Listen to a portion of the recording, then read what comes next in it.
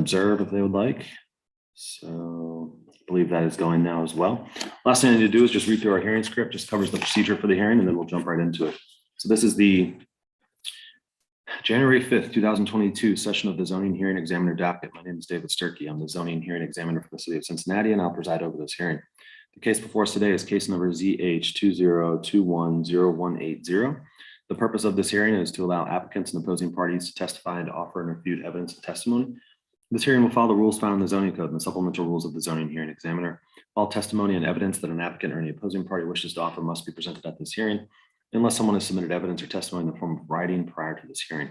The hearing will proceed as follows. The applicant, the applicant's attorney, or the applicant's agent will first present the applicant's case. If we did have anyone here from the public, they'd have an opportunity to speak after the applicant had presented its case.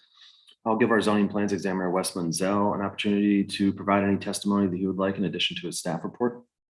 And then in the event any party testifies or offers argument in opposition to an application, the applicant will have an opportunity to rebut that testimony and or argument or respond to that testimony that was offered in opposition. And then finally, the applicant will have an opportunity to make a closing statement. After all presentations have been made, I will close the hearing. Decisions may be expected within 2 weeks. I may limit or exclude any testimony that I deem irrelevant or outside the scope of the application being considered. I may interrupt any speaker to ask questions or to make any comments. I may also refuse to consider hearsay testimony or documents as generally evidence you want to introduce that consists of statements made by someone who's not present at this hearing today. In the event of any technical difficulties or unforeseen circumstances with the video conferencing technology, I may, I'll do my best to troubleshoot those on the fly, but to the extent there's some fatal defect that prevents us from me fully going forward with the hearing, I may continue or postpone the hearing at my discretion. Okay, let's get you guys sworn in. I need to swear you in before your testimony. So if you could just make sure that you're off mute and raise your right hand. Do you solemnly swear the testimony you shall give will be the truth, the whole truth, and nothing but the truth? I do. Yes. Okay, great. Mr. Holthouse, are you ready to proceed? Sure. Okay, floor is yours. Yep. So I'm just here representing United Dairy Farmers. They're asking for, they originally applied for 3 gas canopy signs, one on the east facing, one on the north facing, and then one on the west facing. One of those 3 would not be allowed. So we're asking for the west facing be allowed. It's just a matter of it not facing a street frontage, which we understand, but traffic heading east on Harrison Avenue, we think that by having a sign on the west facing side of the canopy, it'll give them a lot more notice that there's a turn in there, that there's a business there for them to turn in, get gas. So that's really the main reason why UDF is asking for that 3rd sign to be placed there, just for better visibility and traffic awareness that the business is there before they pass it. Traffic is usually headed or moving pretty quickly on Queen City Avenue there downhill. So they just felt that the sooner that any traffic could see that, they'd be able to turn in at the new turn in that they're constructing. Okay, so just to be clear, you're just asking for permissions on one sign, right? That's correct. And that is a canopy sign that's over top of the gas pumps? That's correct. Okay. And there's not a sign there now, is that right? Correct. It's a new construction. There was an existing United Dairy Farmers, but they're reconstructing that entire location with a bigger gas canopy, and the store is being renovated as well. Gotcha. Okay. So how many signs are there existing on the canopy now? Will there be? Sure. Yep. There will be 2, one facing Wyoming Avenue and one facing Queen City. Gotcha. So east and west? I'm sorry, it's east and north. Okay. Yep. We're asking for west, and there's not a street frontage there. Okay. Anything else you'd like to tell me now about the project? No, that's pretty much it. Okay. Mr. Munzel, anything you would like to provide? What's your, okay. Yeah. Hey, David. Yeah, I did quite a detailed analysis of this, of the visibility based on the fact that there's a house at 2223 Queen City, which if you look at the drawing on page 8 of my staff report, I show how the new canopy, as I show with the black line there, and I compare the visibility of the sign on the facade facing the street compared to the proposed sign on the west facade. And it's my opinion that the sign facing the street is going to be visible sooner than the sign on the west facade, because of the house is going to block the view. And in the summer, it's not even going to be visible at all until you get, towards right near the new driveway. So I think the sign on the north side that's permitted and conforming is going to be visible first, and it's going to be a more effective sign. And I would hope you kind of look at that a little bit. If you Yeah, look Wes, at can I share my screen so I can, Yeah. we can talk through that? Can you guys see my screen? Yeah. Okay. Yes. And so this is the drawing you're talking about, Wes, right? Yes. Okay. And the proposed sign is to go on this canopy here. Well, go to the end of that black line where the yellow arrow is there. There. That's on that. The black Oh, line that- represents the new canopy they proposed, and then the sign is proposed at the the corner, the lower corner of that facade. Got it. Okay. So the red V is what, and the house that's immediately there is gone. So it's the other house that's farther up at 2223. That's the house that's blocking the view of that west facade of the canopy. So that's why the red line shows kind of the visibility, where you might be able to see that sign. And then the purple line shows, kind of the same thing for the sign that would be on the north facade. So, and that purple line extends farther out to the west along Queen City. So based on that analysis, the sign on the north facade will be visible first, making the sign on the west facade, redundant. So kind of that type of analysis. And I would just highlight that the sign on the west facade is going to directly shine on the residential area to the west.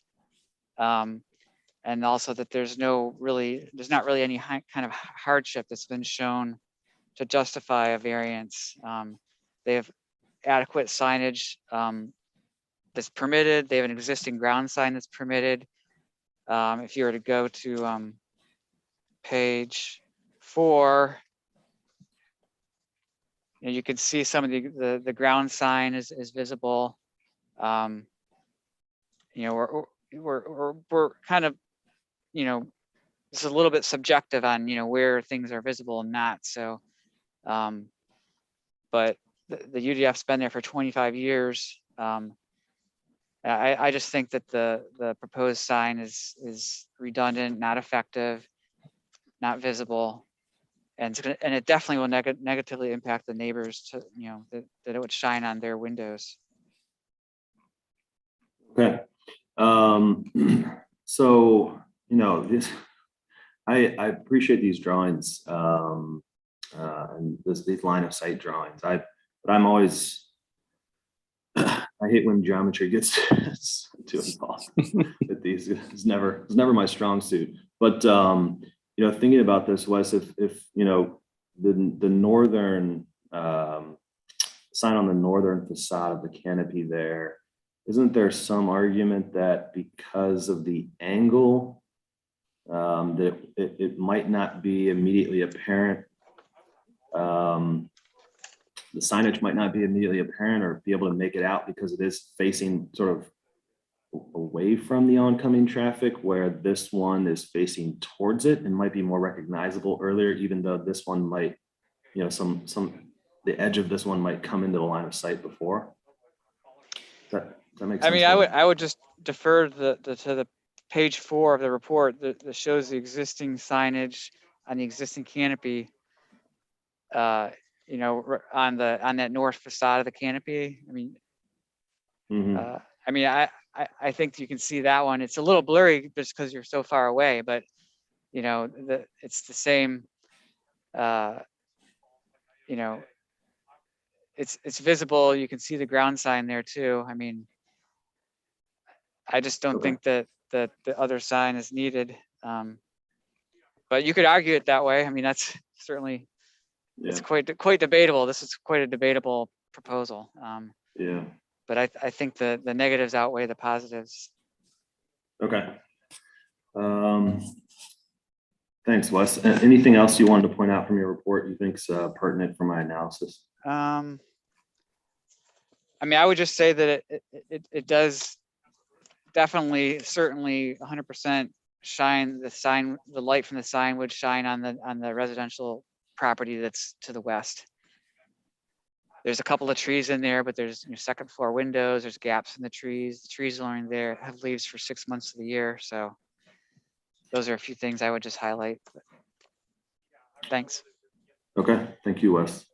All right, Mr. Holdhouse, you have an opportunity to respond to any of these comments. In particular, will this adversely impact the neighbors with some unwanted light from this sign?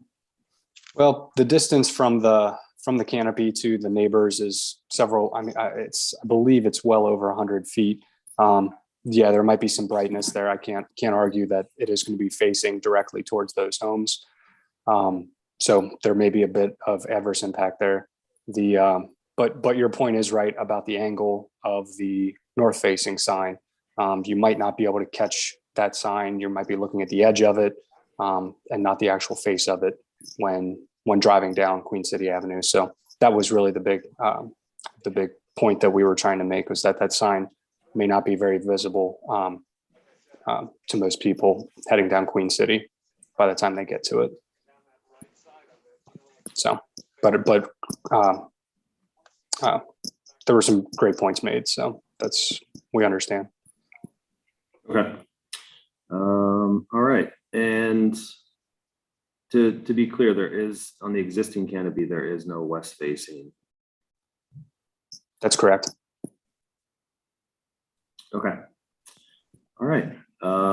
Anything else you'd like to tell me before we wrap up here today? Nope. That was pretty much it. Okay. Can I add one more thing? I was just going to say that if the sign on the west facade is visible to the traffic coming from the west, it would also be visible, the light emanating will be visible to the residents there on the west. Thanks. Sure. And Mr. Holdhouse, all these canopy signs are illuminated, correct? That's correct. Okay. Internally illuminated? Correct. Okay. All right. All right, great. Unless there's anything else, guys, I think we'll leave it at that. Give me a little bit of time to review this. I may go and, I'd have to go and do a site inspection, so I'd like to do that as well and get a look at the proximity there. But I appreciate everyone's testimony and your time today. As soon as I make a decision, I'll put it in writing and send that out to you, or send it to each of you. And that'll come via email as soon as it's finished. If you'd like an update on the status of that decision, where I'm at with that, Mr. Holdhouse, please feel free to just reach out to me directly or send me an email, and I'll give you an update on the status of the decision. And yeah, and if you have any other questions as well, feel free to reach out to myself. I'm happy to answer those in the meantime. Great. Thank you. Thank you. All right. Have a good day, guys. We are adjourned. You too.